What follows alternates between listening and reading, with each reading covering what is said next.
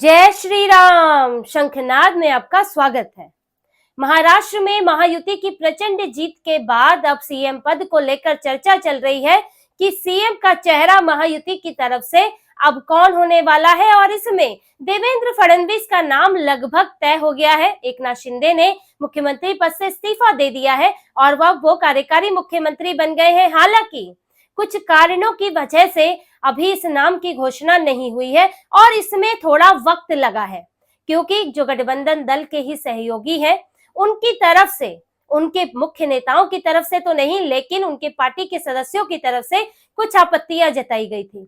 जो आपत्तियां दो तरह की थी, एक सीएम कौन होगा, दूसरा किसे कौन सी कैबिनेट मिलेगी। अब कैबिनेट का मसला तो बड़ा नहीं था, क्योंकि 43 जो है उसमें मंत्रालय है और लगभग कभी अड़चन नहीं बना, ये चीजें तय हो जाती हैं। लेकिन जो मुख्यमंत्री चेहरे की बात है उस पर एकनाथ शिंदे के कुछ नेता जो है वो अड़े हुए थे और उनका ये कहना था कि जब एकनाथ शिंदे के नेतृत्व में चुनाव लड़ा गया है तो उन्हें ही मुख्यमंत्री बनाया जाना चाहिए। चाहे आप इसे बिहार मॉडल कह लें या फिर एकनाथ शिंदे और उद्धव ठाकरे के बीच की लड़ाई कह लें, लेकिन उनके कुछ नेता ये चाहते थे कि एकनाथ शिंदे को ही सीएम बनाया जाए। हालांकि बीजेपी ने ये तय किया हुआ है कि देवेंद्र फडणवीस ही मुख्यमंत्री बनाए जाएंगे।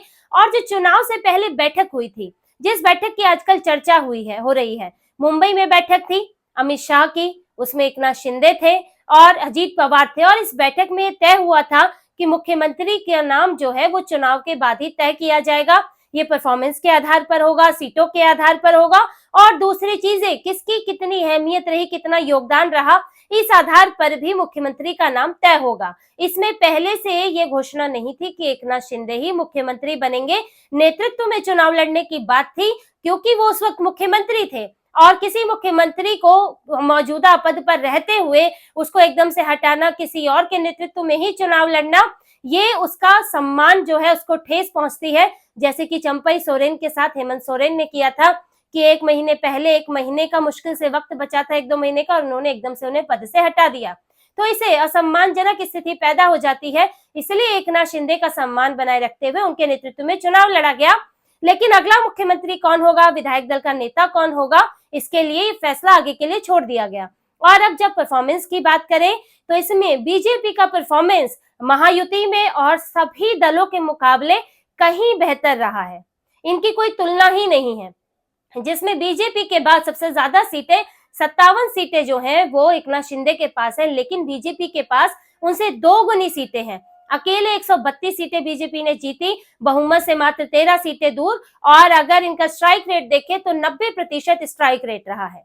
और जब लोकसभा चुनाव में बीजेपी ने खराब परफॉर्मेंस किया था तो देवेंद्र फडणवीस ने उसकी जिम्मेदारी ली थी।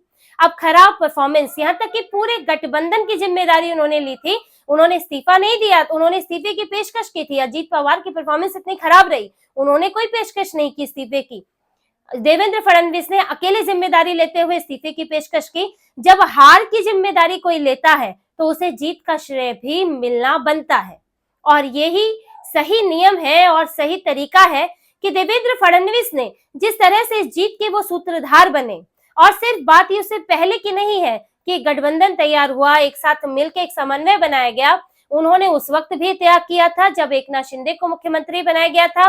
उन्होंने बैक सीट ली थी, डिप्टी सीएम बने थे, क्योंकि उस वक्त स्थिति ये थी कि एकनाथ शिंदे जो है वो विचारधारा के आधार पर उद्धव ठाकरे से अलग हुए थे और उनके बीच में उनको एक सपोर्ट की जरूरत थी। एक हिंदुत्व की विचारधारा वाली पार्टी को एक बीजेपी जैसी बड़ी पार्टी की जरूरत थी, वरना वो उद्धव ठाकरे का सामना उस वक्त नहीं कर पाते, क्योंकि उद्धव ठाकरे जो है वो बाला साहेब ठाकरे के बेटे हैं। कहीं ना कहीं जो पार्टी के नेता हैं, लोग हैं, उनका जो इमोशन उद्धव ठाकरे से उस वक्त तो कम से कम जुड़ा हुआ था।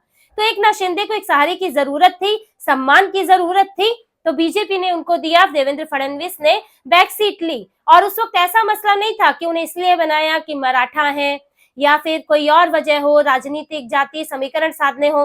देखिए, जातीय समीकरण की राजनीति तो बीजेपी पहले ही छोड़ चुकी है, क्योंकि वो हिंदुत्व के आधार पर चुनाव लड़ती है। इस बार के चुनाव में भी जिस तरह से एक है तो सेफ है, बटेंगे तो कटेंगे के नारे का इस्तेमाल हुआ, हिंदुओं को जागरूक किया गया कि किस तरह से जातीय जनगणना, ओबीसी के नाम पर जो है आपको बेवकूफ बनाया जा रहा है, आपको तोड़ा जा रहा है। दूसरी तरफ मुसलमानों को एकजुट किया जा रहा है, उनमें कभी जातियों की बात नहीं होती। तो बीजेपी ये राजनीति तो कब की छोड़ चुकी है।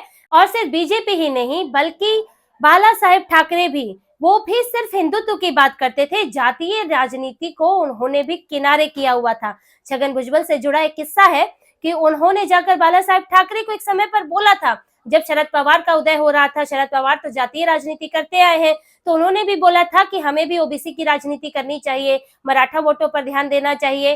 तो बाला साहेब ठाकरे ने साफ कह दिया था कि मैं हिंदुत्व की बात करता हूँ, हिंदुओं की जातियों की बात नहीं करता हूँ, और मैं अंतिम तक हिंदुओं में जाति की राजनीति नहीं करूंगा, चाहे मुझे राजनीति ही क्यों ना छोड़नी पड़े। और उन्होंने ये बात स्पष्ट कर दी थी। इसके बाद छगन भुजबल जो है वो एनसीपी का हिस्सा बने, लेकिन बाला साहेब ठाकरे अपनी बात से नहीं डिगे, और यही रुख अब बीजेपी ने अपनाया हुआ है। और जहां मराठा आरक्षण या इस तरह की बात होती है तो वहां वो उन लोगों के साथ आपको खड़ी हुई दिखती है जिनको नुकसान होने वाला है, जिनको भी सहारे की जरूरत है। ऐसे में शिंदे को मुख्यमंत्री बनाने के लिए कोई और जातीय वजह नहीं थी, उनको सम्मान देना था और वहां उस वक्त सहारा देना था। देवेंद्र फडणवीस जो है बैक सीट पर आए और डिप्टी सीएम बनकर रहे, लेकिन एक लंबा समय गुजरा, उन्होंने भी मेहनत की और इस चुनाव में जो मुद्दे उन्होंने उठाए, जो शेप उन्होंने दी इसे, वो एकनाथ शिंदे और अजीत पवार ने नहीं दी। वो जिहाद की बात वो देवेंद्र फडणवीस ने की। आप उनकी रैलियां सुन लीजिए, इसमें वो जिस तरह की अपील करते थे, हिंदुओं को एकजुट होने की अपील करते थे, वो दूसरों के मन से उस तरह से नहीं सुनाई देती थी। एकनाथ शिंदे की जो बात है, एकनाथ शिंदे ने अच्छा परफॉर्म किया, इसमें कोई दो राय नहीं है, लेकिन उनकी लड़ाई अंदरूनी लड़ाई थी। उन्हें उद्धव ठाकरे से खुद को बेहतर साबित करना था। सत्ता में आना, चुनाव जीतना वो सेकेंडरी था, पहले तो अपने आप को साबित करना था, अजीत पवार को खुद को साबित करना था। और ये दोनों क्योंकि बहुत अलग होके अभी नई पार्टी के तौर पर, नए नेता के तौर पर उभरे, अकेले, अपनी एक पहचान है, लेकिन एक पार्टी के सर्वे सर्वा के तौर पर ये इनका पहला चुनाव था। इसमें इन्हें बीजेपी का पूरा सहयोग मिला, एक बड़ी राष्ट्रीय पार्टी का सहयोग मिला, जिसमें बीजेपी जो है प्रमुख भूमिका में रही। और बीजेपी में सबसे प्रमुख भूमिका में रहे देवेंद्र फडणवीस। उन्होंने राज्य इकाई के तौर पर बेहतरीन जो है नेतृत्व दिया, और बीजेपी ने लोकसभा में हार के बाद भी देवेंद्र फडणवीस पर भरोसा नहीं खोया, उनको ही जिम्मेदारी दी। तो वो इसके हकदार तो साफ तौर से नजर आते हैं कि उनकी मेहनत का ये जो फल है, जो चुनावी नतीजा आया है, वो उनको मुख्यमंत्री पद का दावेदार बनाता है। इसीलिए एकनाथ शिंदे ने भी बहुत अड़ियल रुख नहीं अपनाया है। उन्होंने अपने समर्थकों को मुंबई में रैली करने, वर्षा के बाहर जश्न मनाने से मना कर दिया है, क्योंकि उनके कई समर्थक उनके सपोर्ट में यहाँ जश्न मनाने वाले थे, मुंबई आने वाले थे। तो उन्होंने कहा कि ये जीत महायुति की जीत है, किसी एक पार्टी की जीत नहीं है, और जो भी फैसला होगा वो सहमति के साथ होगा। क्योंकि एकनाथ शिंदे ये बात समझते हैं कि बीजेपी से इतर जो उनकी शिवसेना है, उसका अस्तित्व जो है संकट में पड़ सकता है। उद्धव ठाकरे का उदाहरण उनके सामने है, क्योंकि उद्धव ठाकरे एक बड़े गठबंधन में होकर भी उनकी हालत दिख रही है कि बीजेपी से अलग उनका क्या हाल रहा। और राज ठाकरे जो हमेशा से बीजेपी से गठबंधन चाहते हैं, और वो गठबंधन ना होने से उनकी स्थिति भी सबके सामने है, एक सीट पाना भी मुश्किल होता है। जबकि बीजेपी अकेले चुनाव लड़कर भी महाराष्ट्र में 122 सीटें ला चुकी है, क्योंकि एक बड़ी राष्ट्रीय पार्टी है और एक बड़ा उसका साफ विचारधारा है, एक क्लियर विचारधारा है, हिंदुत्व की विचारधारा है, वो डगमगाती नहीं है। और इस बार तो और स्पष्टता से वो सामने आई है। तो एकनाथ शिंदे ये बात जो है समझते हैं, और इसीलिए वो गठबंधन में कोई इस एक्सट्रीम लेवल तक वो नहीं जाना चाहेंगे। और उन्हीं की तरह है अजीत पवार जिनके सीएम के साथ उनको समस्या नहीं है, क्योंकि वो डिप्टी सीएम पहले भी थे, अब भी बनेंगे। उनकी समस्या मंत्री पद को लेकर थी, जिस पर भी लगभग सहमति बन गई है। 10-12 जो है उनको भी मिलेंगे, जो मंत्रालय होंगे उनके मंत्रियों को। तो अजीत पवार के साथ ज्यादा समस्या नहीं है, एकनाथ शिंदे के साथ भी मसला हल होने को ही है, क्योंकि एकनाथ शिंदे जो है वो अड़े हुए नहीं है, उनकी पार्टी के अपने नेता हैं जिनको समझाया जाएगा।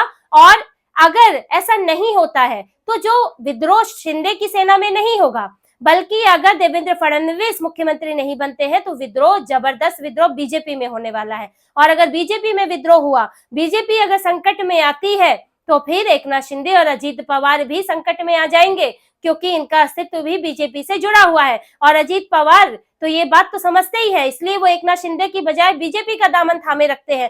पहले भी वो देवेंद्र फडणवीस के साथ सरकार बनाने की कोशिश कर चुके हैं, क्योंकि उनको एक बड़ी पार्टी की छत्र छाया में, उनके लिए एक तो उनको सरकार में भी बने रहते हैं, दूसरा उनके लिए चुनाव में परफॉर्म करना भी बेहतर होता है।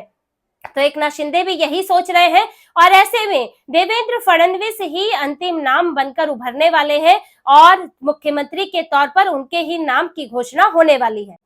तो इसी तरह की और खबरें और विश्लेषण आपके लिए लाते रहेंगे। हमसे जुड़े रहिए, सब्सक्राइब कीजिए, कमेंट कीजिए। बहुत बहुत धन्यवाद। जय श्री राम।